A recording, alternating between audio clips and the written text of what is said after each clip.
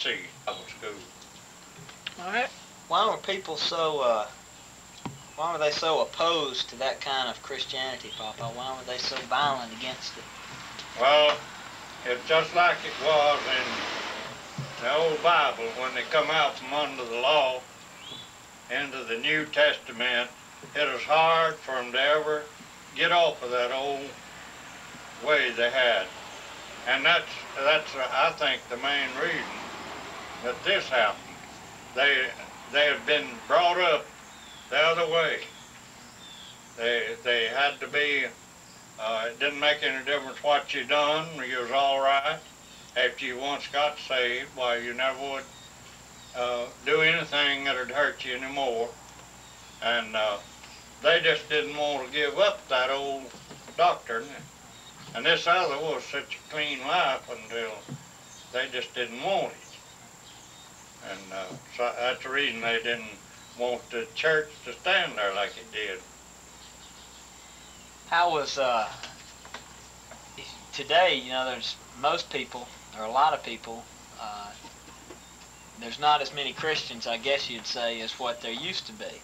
And there's not as many people living the Christian life. And a lot of them claim it's because of their view of God. Now, what would you tell those people of your years and years here on the earth and your relationship with God? Why would you tell them that it would be worth it to give their life to the Lord?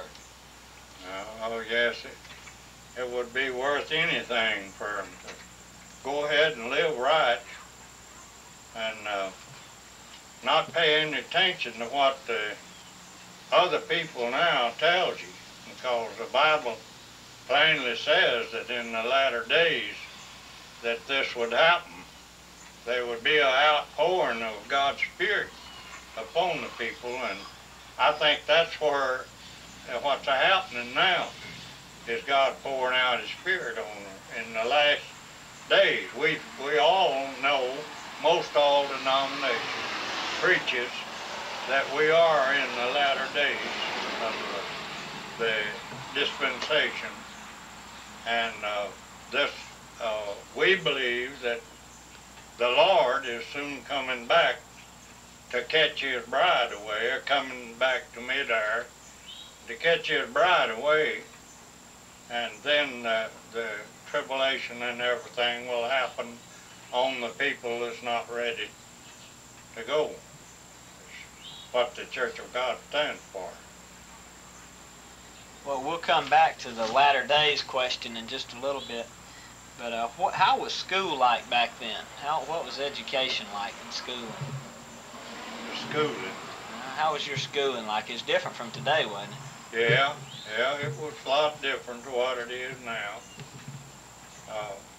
And you know, the day of correction is a lot different now, correcting your children and everything. Back then we believed in using the rod on them. But now they've taken it out of the schools, you know, and I have seen our school teacher there at Mount Zion. I've seen him whip children that way when this looked like it's unreasonable, but he would. You and Mama have?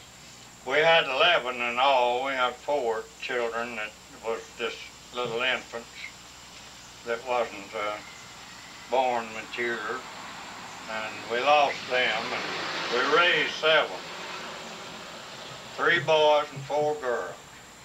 All right, what we want to do now is for you to tell us something about each one of those children, looking back on them, on their early childhood or young adult years. Let's start off with Lorrene. What can you tell us about her? Well, I don't remember too much about how we got along with her, but we did have trouble with about the man that she went, after she got big enough to court, she went to going with somebody that we didn't like too well, and we had right much little trouble about that. But back then the children would all go to the playhouses and play, but now they don't. But they would have fun together just like old people living together, they'd be just like them, you know. They call each one, name them something that they knowed, you know, and they'd, I believe Juanita, one of the girls, one day they had a swing. I put them up a swing, and she got out in the way, and one of the swing come back and hit her, knocked her over. She got up and walked off a little piece and just fell over. Sort of scared us. We went out there. And of course, she wasn't hurt. She just had just sort of jarred her up a little. And now Owel, he was the funny boy of the family. And he had a little dog that we had got him. And he sat out there in the yard and played with that dog. He finally got it where he'd sing with him. It'd howl when he'd sing a little, it'd howl with him, and he had a big time with it, and we laughed at him a lot of times about his dog. And Juanita, one time Owel started down through a cocklebur patch and got a cocklebur down his throat.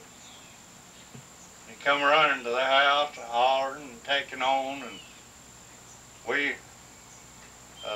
my wife got a hold of him and run her finger down his throat and got that cocklebur, brought it out, blood and all. And one of the girls, Juanita,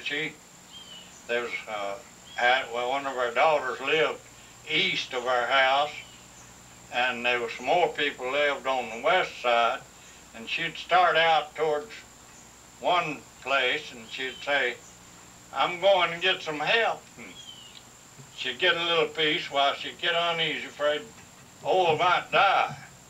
And that's before she got that cocklebur out of her.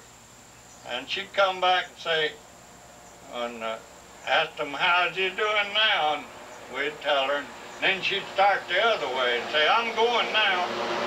And she never did go until they got the cocklebur out. But we really laughed at her about that. I reckon she was scared so bad she didn't know what she'd do.